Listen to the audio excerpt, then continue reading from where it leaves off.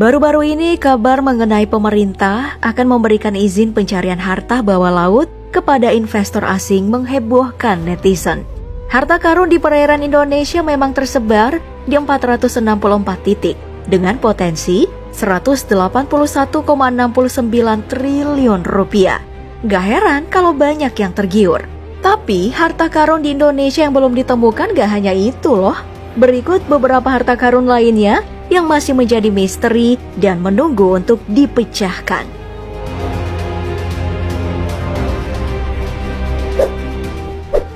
Yang pertama adalah harta karun yang disebut-sebut terletak di sekitar wilayah angker Gunung Salak, Bogor.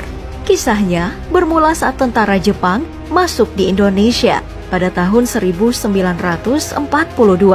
Ada saudagar dan tentara Belanda berinisiatif menguburkan harta mereka di Gunung Salak karena takut akan dirampas oleh sekutu. Mereka memilih gunung yang dulunya juga dikenal sebagai pusat kerajaan Prabu Siliwangi ini karena dianggap gunung ini akan sulit dijangkau oleh warga biasa. Mereka bertekad akan kembali datang menggali harta yang disembunyikan kelak setelah Jepang tak lagi berkuasa. Sayang, setelah Jepang angkat kaki dan Indonesia merdeka, orang-orang Belanda tidak diperbolehkan datang. Kabar ini telah disebarkan sejak lama di kalangan masyarakat Cidahu yang tinggal di daerah lereng gunung. Berkali-kali warga setempat datang untuk meruntuhkan semua tembok peninggalan Belanda yang ada di gunung, berharap akan menemukan harta yang tersembunyi di salah satu tembok. Namun harta yang dicari itu tidak juga ditemukan. Yang ada malah korban nyawa yang tak terhindarkan.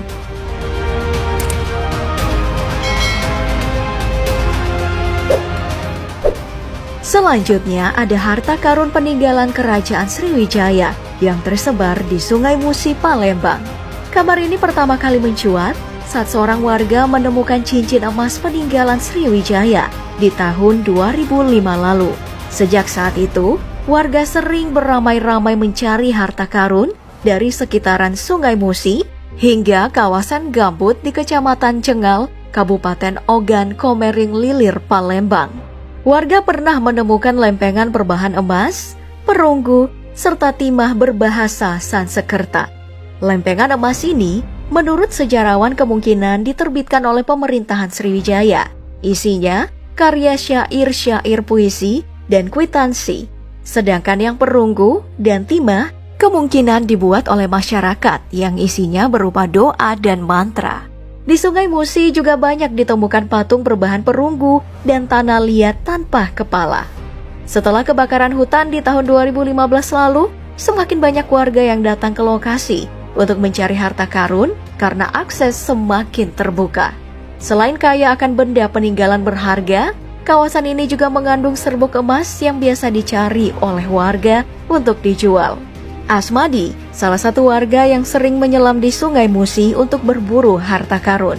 Dipercaya masih banyak lagi harta karun tertimbun dalam tanah peninggalan Kerajaan Sriwijaya, namun belum terungkap. Apakah kamu tertarik?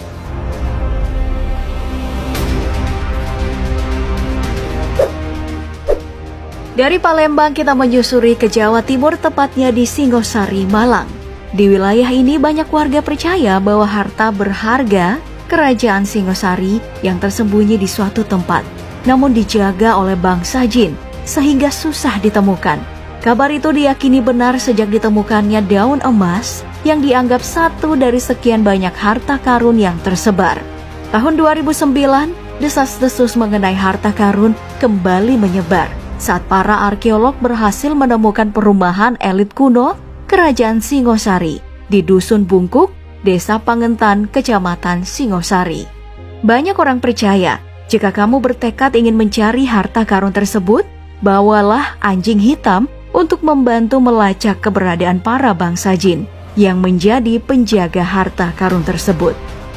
Ngeri juga ya bayanginnya.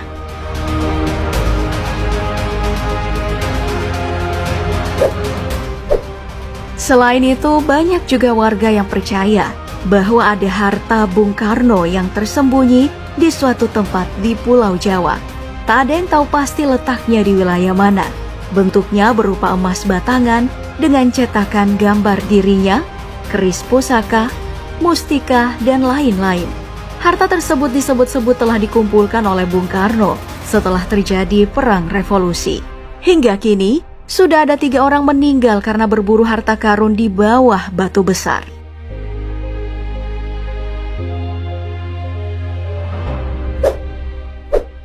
Berbicara tentang harta karun, kapal bangsa Portugis yang tenggelam di tahun 1512 bernama kapal Flor do Mar juga tak bisa dilewatkan. Kapal ini karam di perairan Indonesia dekat Selat Malaka akibat bocor saat dibawa oleh nahkoda bernama João da Nova, kerabat penjelajah terkenal Vasco da Gama. Dengan panjang 35,9 meter, tinggi 33,8 meter, dan berat 400 ton, Flor de la Mar disebut sebagai kapal terbesar yang pernah memuat jarahan emas dari India dalam bentuk hewan, burung, furnitur berlapis emas, serta mata uang yang nilainya mencapai 34,6 triliun rupiah.